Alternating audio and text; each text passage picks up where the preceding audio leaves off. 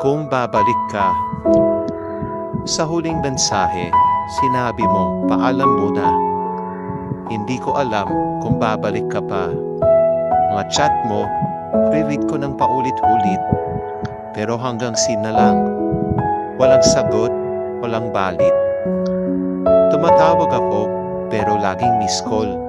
Sa time zone mo umaga, dito gabing kay lamig.